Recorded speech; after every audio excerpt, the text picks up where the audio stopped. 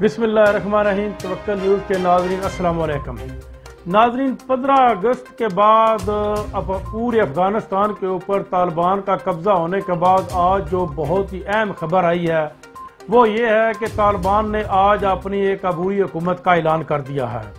طالبان نے یہ ایک 33 رکنی کابینہ کا اعلان کیا ہے۔ اس میں جن جن لوگوں کو شامل کیا گیا ہے ان میں سے چند ایک کے نام میں آپ کو بتاؤں گا۔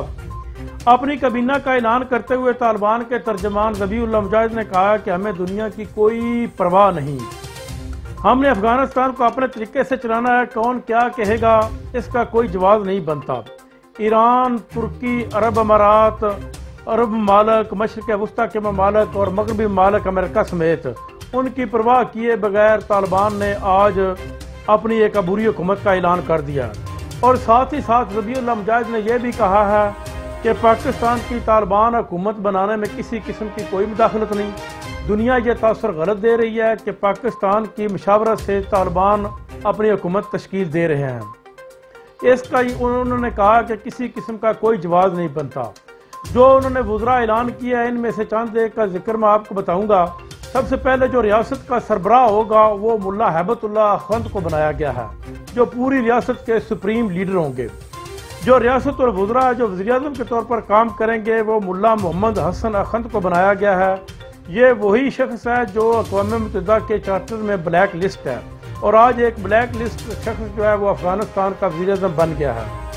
اور نائب وزیر اعظم کے طور پر ملا عبدالغنی برادر کا نام لیا گیا۔ ملا عبدالغنی برادر وہ شخص ہے جس کو کون نہیں جانتا۔ اس نے پاکستان میں 8 سال جیل کاٹی ہے اور 2018 میں اس کو رہائی ملی ہے، اور اس کے بعد یہ قطر میں شفٹ ہو گیا تھا۔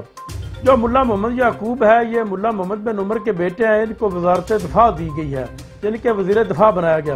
اور سراج الدین حقانی کو کون نہیں جانتا، اس کو وزیر داخلہ بنایا گیا۔ مولوی عبداللہ کشری کے پاس وزارت انصاف ہوگی، یہ بہت ہی سخت آدمی ہے اس لیے اس کو انصاف کی وزارت دی گئی ہے۔ اور مولوی نجیب اللہ حقانی کو ٹیلی کمیونیکیشن کی وزارت دی گئی ہے۔ قاری فصیح الدین لوی کو آرمی چیف بنایا گیا ہے۔ ملا عبدالحق اخند کو وزیر منشیات بنایا گیا، کیونکہ افغانستان میں پوسٹ کی جو کاشت ہے وہ بھی بہت زیادہ ہوتی ہے اور منشیات کا کام بھی بہت زیادہ ہوتا ہے، اس لیے اس کو روکنے کے لیے اس کو بنایا گیا۔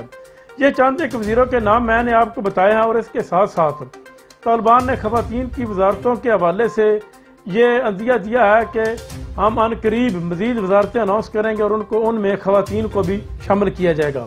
اور طالبان نے مزید کہا کہ امریکہ سمیت پوری دنیا کے تمام ممالک سے ہم بات کرنے کے لیے تیار ہیں، لیکن اسرائیل کو کسی صورت بھی تسلیم نہیں کریں گے، یعنی کہ انہوں نے اسرائیل کو تسلیم کرنے سے صاف انکار کر دیا ہے۔